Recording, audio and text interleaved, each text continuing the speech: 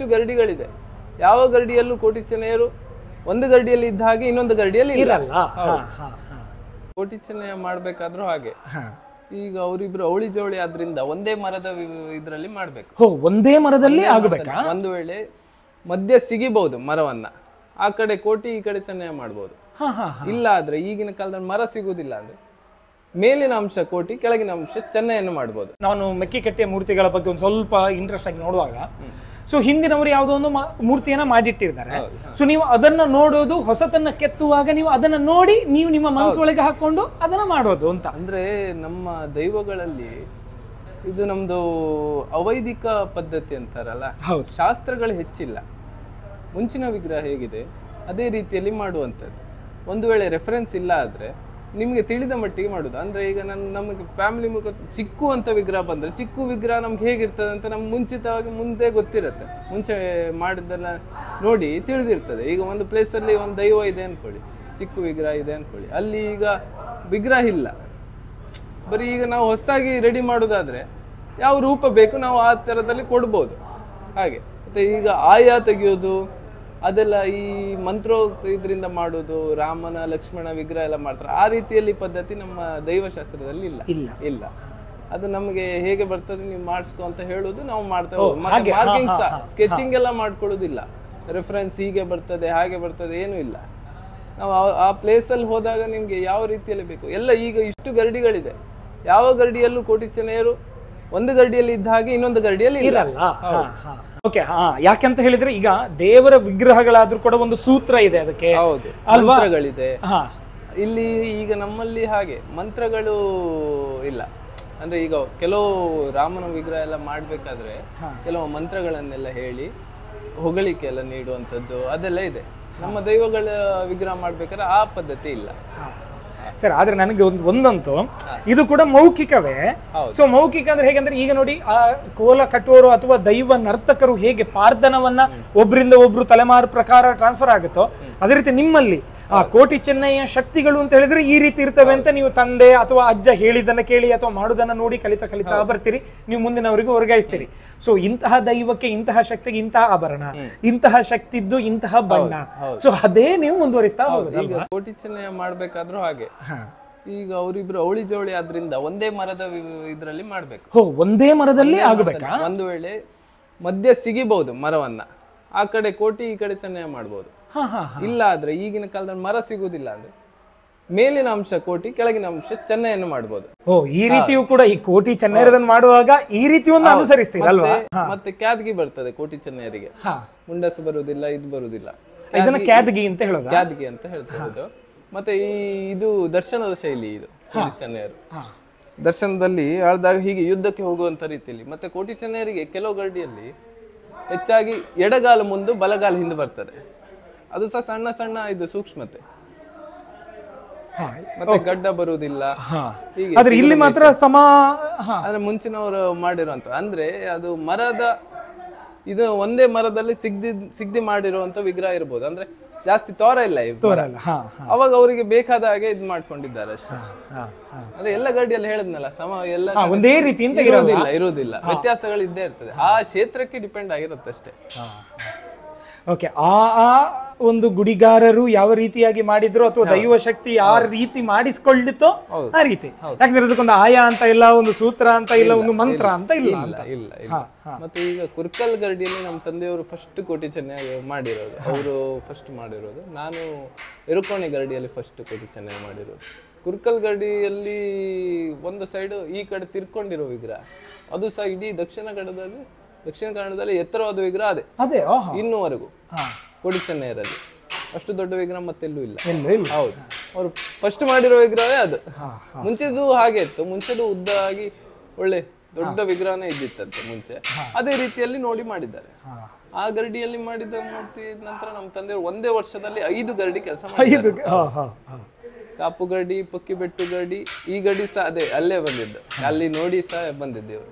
Sir, ನೀವು 25 ವರ್ಷದವರು. So ನಿಮ್ಗೆ ಯಾವ ರೀತಿ ಮತ್ತೆ ಆಧುನಿಕ ಶಿಕ್ಷಣವನ್ನು ಪಡೆದವರು. ಸೊ ನೀವು ಈ ರೀತಿ ಕೆತ್ತಿದ ಅಥವಾ ನಿಮ್ಮ ಕೈಯಿಂದ ಕೆತ್ತಿಸಿಕೊಂಡ ಈ ಮೂರ್ತಿಗಳು ಸೊ ಮುಂದೆ ಶತಶತಮಾನಗಳ ಕಾಲ ಒಂದು ಪವಾಡವನ್ನು ಮೆರೀತಾರೆ, ಅಥವಾ ಜನರ ನಂಬಿಕೆಯ ಭಾಗವಾಗಿ ಅದು ಒಂದು ಅವ್ರಿಗೇನು ಗೊತ್ತಾ ಇಂಬು ಕೊಡುತ್ತೆ ಎನ್ನುವಂಥದ್ದು.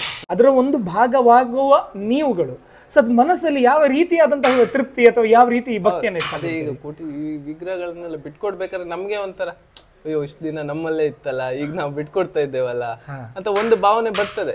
ಆದ್ರೆ ಅದು ಕ್ಷೇತ್ರಕ್ಕೆ ಬೇಕೇ ಬೇಕು. ಈಗ ಬಂದಂತ ಭಕ್ತಾದಿಗಳಿಗೆ ಹಾರೈಸ್ಲಿಕ್ಕೆ ಬೇಕೇ ಬೇಕಲ್ಲ, ನಾವಾಗಿ ಇಟ್ಕೊಳ್ಲಿಕ್ಕೆ ಆಗ್ತದ? ಆ ಭಾವನೆ ಬರ್ತದೆ. ಹಾಗೆ ಈಗ ಒಳ್ಳೇದಾಗ್ಬೇಕಾದ್ರೆ ನಾವು ಮಾಡಿ ಬಿಟ್ಕೊಡ್ಲೇಬೇಕಲ್ಲ. ಹಾಗೆ ಅದೇ ಈಗ ಅಟ್ಯಾಚ್ಮೆಂಟ್ ಅಂತೂ ಇದ್ದೇ ಇರ್ತದೆ. ಸರ್, ಈ ಮುಖ ರೂಪ ಅದೆಲ್ಲ ಮಾಡುವಾಗ ಯಾವುದೇ ಸೂತ್ರ ಅಂತ ಇಲ್ಲ, ನೀವು ನಿಮ್ಮಷ್ಟಕ್ಕೆ ಮಾಡ್ತಾ ಹೋಗುದಲ್ವಾ? ಮಾಡ್ತಾ ಹೋಗುದು. ಮತ್ತೆ ಮಾರ್ಕಿಂಗ್ ಮಾಡ್ಕೊಳ್ತೇವೆ, ಇಷ್ಟ ಅಂಶಕ್ಕೆ ಮುಖ ಬರ್ತದೆ, ಇಷ್ಟು ದೇಹ ಬೇಕು ಅಂದ್ರೆ ಎಕ್ಸಾಕ್ಟ್ ಮಾರ್ಕಿಂಗ್ ಇರುವುದಿಲ್ಲ ಅಷ್ಟೇ. ಸರ್, ನಿಮಗೆ ಅತ್ಯಂತ ಕಠಿಣ ಅಂತ ಅನಿಸುವಂತಹ ಮೂರ್ತಿ ಯಾವುದು? ದೈವಗಳ ಮೂರ್ತಿಗಳಲ್ಲಿ ಅತ್ಯಂತ ಕಠಿಣ ಚಾಲೆಂಜಿಂಗ್ ಅಂತ ಅನಿಸುವಂತ ಇದು ಯಾವುದು? ಚಾಲೆಂಜಿಂಗ್ ಅಂದ್ರೆ ಕೋಟಿ ಚೆನ್ನೈಯರೇ. ಕೋಟಿ ಚೆನ್ನೈಯರೇ ಅಂದ್ರೆ ಕೋಟಿ ಚೆನ್ನೈಯರ್ ಅಂದ್ರೆ ಒಂದೇ ಮರದಲ್ಲಿ ಮಾಡ್ಬೇಕಾದ್ರೆ ನಾವು ಈಗ ಕ್ಯಾದ್ಗಿ ಅಂತ ಇದೆಯಲ್ಲ ಹಿಂದೆ, ಇದನ್ನ ನಾವು ತೋಡಿ ತೆಗಿತೇವೆ ಹಿಂದ್ಗಡೆ ಎಲ್ಲ, ಕಂಪ್ಲೀಟ್ ಒಂದೇ ಮರದಲ್ಲಿ ಮಾಡೋದು. ಇದು ನೋಡಿ, ತೋಡಿ ತೆಗೆಯೋದು ಒಂದೇ ಮರ ಇದು ಕಂಪ್ಲೀಟ್. ಇದು ಹಳೇದು, ನಾವು ಮಾಡಿರುವಂತ ವಿಗ್ರಹದಲ್ಲಿ ಇದೆ ನೋಡಿ ಕಂಪ್ಲೀಟ್. ಇದು ಜಾಯಿಂಟ್ ಏನು ಮಾಡುವುದಿಲ್ಲ, ಜಾಯಿಂಟ್ ಮಾಡುದಲ್ಲ. ಮತ್ತೆ ಕಾಲು ಮುಂದೆ ಹಿಂದೆ ಕೊಡ್ಬೇಕಾದ್ರೆ ಅದೆಲ್ಲ ಮಾಡ್ಬೇಕಾದ್ರೆ ಒಂಥರ ಚಾಲೆಂಜಿಂಗ್ ವರ್ಕ್. ಯುದ್ಧಕ್ಕೆ ಹೋದವರ ಹಾಗೆ ಕಾಲು ಮುಂದೆ, ಇದ್ರ ಮಾತ್ರ ಯುದ್ಧದ ಶೈಲಿಯಲ್ಲಿ ಇದು ಕೈ ಸಹ ಹಾಗೆ ಕತ್ತಿ ಬರ್ತದೆ, ಈಗ ಉದ್ದಕ್ಕೆ ಕತ್ತಿ ಬರ್ತದೆ ಅದು. ಮತ್ತೆ ಕೆಲವು ಕಡೆ ಇಲ್ಲಿ ವರ್ಕ್ ಎಲ್ಲ ಇರ್ತದೆ, ಮುಂದೆ ಸೊಂಟಕ್ಕೆಲ್ಲ ವರ್ಕ್ ಇರ್ತದೆ. ಮತ್ತೆ ಮಾಯಿಂದಳೆ ವಿಗ್ರಹ, ಅದು ಕೋಟಿ ಚೆನ್ನೈಯರ ಫ್ಯಾಮಿಲಿಗೆ ಸಂಬಂಧಪಟ್ಟದ್ದು. ಸರ್, ಅತ್ಯಂತ ತೃಪ್ತಿಕರವಾದಂತಹ ತುಳುನಾಡಿನ ಅತ್ಯಂತ ಶ್ರೇಷ್ಠವಾದಂತಹ ಕೆಲಸವನ್ನ ನೀವು ಮಾಡ್ತಾ ಇದ್ದೀರಿ. ಇದೀಗ ನೀವು ಮಾಡುವಾಗ ಏನಾದ್ರು ನಿಮ್ಮೊಳಗೆ ಏನಾದ್ರು ಕ್ರಮ ಅಂತ ಏನಾದ್ರು ಇರುತ್ತಾ? ಸೊ ನೀವು ಯಾವುದೇ ಒಂದು ಕೆಲಸವನ್ನ ಸ್ವೀಕರಿಸುವಾಗ ಯಾವ್ದಾದ್ರು ಒಂದು ಕ್ರಮಗಳಿರ್ತಾವ? ಈಗ ಫಸ್ಟ್ ಈಗ ಮರ ತಂದು ಕೊಟ್ಟು ಮರದ ಸೈಜ್ ಎಲ್ಲ ಕೊಡ್ತೇವೆ. ಯಾವ ಮರ? ಹಲ್ಸ್ ಅಥವಾ ಹೆಬ್ಬೆಲ್ಸ್ ಮರದಲ್ಲಿ ಮಾಡುವಂಥದ್ದು. ಯಾವುದೇ ಮೂರ್ತಿಗಳನ್ನ, ಯಾವುದೇ ದೈವದ ಮೂರ್ತಿಗಳನ್ನ ಹಲ್ಸ್ ಅಥವಾ ಹೆಬ್ಬೆಲ್ಸ್ ಅಲ್ಲಿ ನಮ್ಮ ಈ ತುಳುನಾಡಲ್ಲಿ ಮಾಡುವಂಥದ್ದು.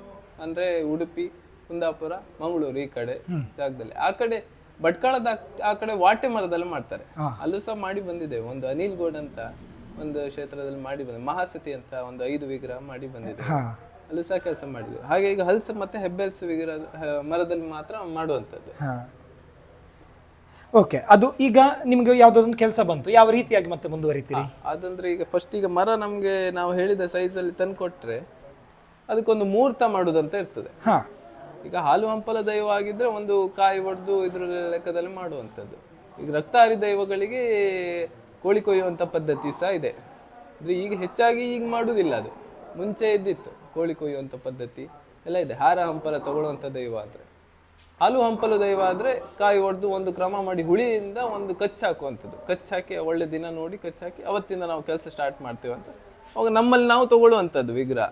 ಈಗ ನಾವೇ ವಹಿಸ್ಕೊಂಡಿದ್ದೇವೆ ಅಂತ ಹೇಳುವಂಥದ್ದು. ಕಡೆಗೆ ಬಿಟ್ಕೊಡುವಂಥ ಒಂದು ಪದ್ಧತಿ ಇದೆ. ಎಲ್ಲ ಆದ ತಕ್ಷಣ ಚಿನ್ನದ ಸೂಜಿಯಲ್ಲಿ ಬೆಳ್ಳಿ ತಟ್ಟೆಗೆ ಕಪ್ಪು ಬಣ್ಣ ಹಾಕೊಂಡು ಕಣ್ಣಿಗೆ ಒಂದು ಸ್ವಲ್ಪ ಗ್ಯಾಪ್ ಬಿಟ್ಟಿರ್ತೇವೆ, ಕಣ್ಣಲ್ಲಿ ವೈಟ್ ಅಂಶ ಅಂತ ಸ್ವಲ್ಪ ಬಿಟ್ಟಿರ್ತೇವೆ. ಅದನ್ನ ಕಂಪ್ಲೀಟ್ ಆಗಿ ಫಿಲ್ ಮಾಡುವಂಥದ್ದು ಒಂದು ದೃಷ್ಟಿ. ಹೌದು, ಮೊದಲನೇ ಪೂಜೆ ನಮ್ಮಿಂದ ಪಡೆಯುವಂಥದ್ದು. ಒಂದು ಪೂಜೆ ಮಾಡಿ ಭಟ್ರಿಗೆ ಅಥವಾ ಒಪ್ಪಿಸಿ ಕೊಡುವಂಥದ್ದು ನಾವು. ಕಡೆಗೆ ನಂತರ ಭಟ್ರು ಬ್ರಹ್ಮ ಕಲಶ ಎಲ್ಲ ಮಾಡಿ ಕ್ಷೇತ್ರದವರಿಗೆ ಬಿಟ್ಕೊಡ್ತಾರೆ. ಹಾಗೆ ಓಕೆ, ಇದು ನಿಮ್ಮ ಪದ್ಧತಿ ಬಂದಿರುವಂಥದ್ದು.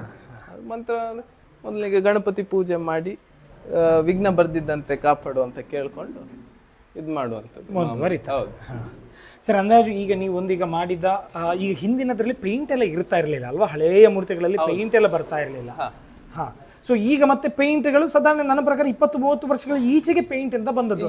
ಇಲ್ಲ ಅದ್ರ ಮುಂಚೆ ಸಹ ಪೇಂಟ್ ಇರ್ತಿತ್ತು. ಅಂದ್ರೆ ನ್ಯಾಚುರಲ್ ಪೇಂಟ್ ಮಾಡ್ತಿದ್ರು, ಎಲೆಗಳನ್ನ ತೇದಿ ಆ ತರದ್ದು ಬಣ್ಣ ಸಹ ಮಾಡ್ತಿದ್ರು ಅಂತ ಮುಂಚೆ ಎಲ್ಲ ಮಾಡ್ತಿದ್ರಂತೆ. ಈಗ ಅದು ಅವೈಲಬಿಲಿಟಿ ಕಡಿಮೆ ಆಗಿದೆ. ಅಂದ್ರೆ ಈಗ ನಾವು ಇದು ಒಂದೊಂದು ಕ್ಷೇತ್ರದ ಅಭಿವೃದ್ಧಿ ಅಂದ್ರೆ ವರ್ಷದಲ್ಲಿ ತುಂಬಾ ಆಗ್ಬಿಟ್ಟಿದೆ. ಈಗ ಅದನ್ನೆಲ್ಲ ಮಾಡ್ತಾ ಕೂತ್ಕೊಳ್ಳಿಕ್ಕೆ ತುಂಬಾ ಟೈಮ್ ಬೇಕು. ದೇವರು ಸಹ ಈಗ ನಾವು ದೇವ್ರಿಗೆ ಸಹ ಒಪ್ಪಿಗೆ ಆಗುವಂಥದ್ದೇ ಕೆಲಸ ಮಾಡ್ತೇವೆ. ಅಂದ್ರೆ ಜಾಸ್ತಿ ಕೆಮಿಕಲ್ ಯೂಸ್ ಮಾಡಿಯೂ ಸಹ ಮಾಡುವುದಿಲ್ಲ. ಮರಕ್ಕೆ ಇದಾಗುವಂಥದ್ದು, ಮರ ಹಾಳಾಗ್ದಿದ್ದಂಥದ್ದೇ ಮರದ ಇದು ಪೇಂಟ್ ಸಹ ಯೂಸ್ ಮಾಡ್ತೇವೆ ಈಗ. ಸೊ ಈಗ ಅಂತೂ ಇದೇ ರೀತಿಯ, ಆದ್ರೆ ಆ ಕೊಡುವಾಗ್ಲೂ ಕೂಡ ಇಂತಹ ಬಣ್ಣ ಬೇಕು. ಸರ್ ನಂಗೆ ಈಗ ಬಣ್ಣದ ವಿಷಯದಲ್ಲಿ ಒಂದು ಕಡೆಯದಾಗಿ ಒಂದು ಕೇಳ್ತೇನೆ, ಯಾಕಂದ್ರೆ ನಿಮ್ಮ ಕೆಲಸದ ನಡುವೆ ನಾನು ನಿಜಕ್ಕೂ ನಿಮ್ಗೆ ತೊಂದರೆ ಕೊಡ್ತಾ ಇದ್ದೇನೆ. ಸರ್ ಈಗ ಬಣ್ಣ ಕೊಡುವಾಗ ಯಾವ ದೈವಗಳಿಗೆ ಯಾವ ರೀತಿಯ ಬಣ್ಣ ಎನ್ನುವಂಥದ್ದನ್ನು ಒಂದಷ್ಟು ಹೇಳ್ಬೋದಾ? ಈ ಕೋಟಿ ಚೆನ್ನಯರದ ಫ್ಯಾಮಿಲಿಗೆ ಮನುಷ್ಯರ ಬಣ್ಣ ಅಂತಾನೆ ಕೊಡೋದು, ಮೈ ಬಣ್ಣ. ಈ ದೈವಗಳಿಗೆ ಕೆಂಪು ಬಣ್ಣ ಕೊಡುವಂಥದ್ದು. ಓಹೋ, ಕೆಂಪು ಕಲರ್ ಬಣ್ಣ ಬರ್ತದೆ. ಇಲ್ಲಿ ಮಾರಣಕಟ್ಟೆಯಲ್ಲಿ ಎಲ್ಲ ಸಹ ಶಿವಗಣಗಳು, ವಿಷ್ಣು ಗಣಗಳು ಸಹ ಇರ್ತಾರೆ. ಗಣಗಳ ರೀತಿಯಲ್ಲಿ ನಾವು ಹಾರು ಹಂಪಲ ತಗೊಳ್ಳೋ ದೈವಕ್ಕೆ ಕೆಂಪಾಗಿ ರೌದ್ರ ರೂಪ ಕೊಡುವಂಥದ್ದು. ಈ ಭದ್ರ ಮಹಾಕಾಳಿಗೆಲ್ಲ ಕೆಂಪು ರೌದ್ರ ರೂಪ ಕೊಡುವಂಥದ್ದು, ನಾಲ್ಗೆವರೆಗೂ ಹಾಕುವಂಥದ್ದು ಅಂಥದ್ದೆಲ್ಲ ಇದೆ. ತುಂಬ ಅದರಲ್ಲಿ ವೆರೈಟೀಸ್ ಇದೆ ದೈವಗಳಲ್ಲೇ. ಈ ಮಹಾಕಾಳಿಯಲ್ಲೂ ತುಂಬ ಟೈಪ್ ಉಂಟು. ಹಾಲು ಹಂಪಲ ತಗೊಳ್ಳುವಂಥ ದೈವ ಸಹ ಇದೆ, ಶಾಂತ ರೂಪದ ದೇವಿ ಸಹ ಇದೆ. ಹಾಗೆ ಒಂದೊಂದಕ್ಕೆ ಒಂದೊಂದು ಕಲರ್ ಅಂತ ಇರ್ತದೆ. ಇದು ಮಾಡುವಂಥದ್ದು ಗೂಳಿಗ ಮಾಡ್ಬೇಕಾದ್ರೆ ನೀಲಿ ಬಣ್ಣ ಹಚ್ತೇವೆ. ಗೂಳಿಗಂಗೆ ಒಂದು ಕಪ್ಪು ರೀತಿಯಲ್ಲಿ ನೀಲಿ ತಗೊಳ್ತೇವೆ ನಾವು.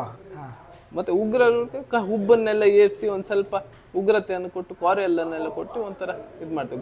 ಗುಳಿಗ ಸಹ ವಿಗ್ರಹ ಮಾಡ್ತೇವೆ. ಅದೇ ಹೆಚ್ಚಾಗಿ ಕಲ್ಲಿನ ವಿಗ್ರಹ ಇರ್ತದೆ. ಕಲ್ಲಿನ ಒಂದು ಪದ್ಮ ಕಲ್ಲು ಇಡ್ತಾರೆ ಗೂಳಿಗಾಗಿ. ನಮ್ಮಲ್ಲಿ ಗೂಳಿಗಾಗಿ ಹೈಗುಳಿ ಅಂತೇವೆ ಅಂತಾರೆ. ಅದೇ ಒಂದ್ ಸ್ವಲ್ಪ ಕನ್ಫ್ಯೂಷನ್ ಇದೆ ಅದ್ರಲ್ಲೂ ಸಹ. ನಮ್ಮಲ್ಲಿ ನಂದಿ ರೂಪ ಇರ್ತದೆ ಹೈಗುಳಿ ಅದು. ಮತ್ತೆ ಇದು ಕೋಟಿ ಚೆನ್ನಯರಿಗೆ ಈ ಕಲರ್ ಮೈ ಬಣ್ಣ.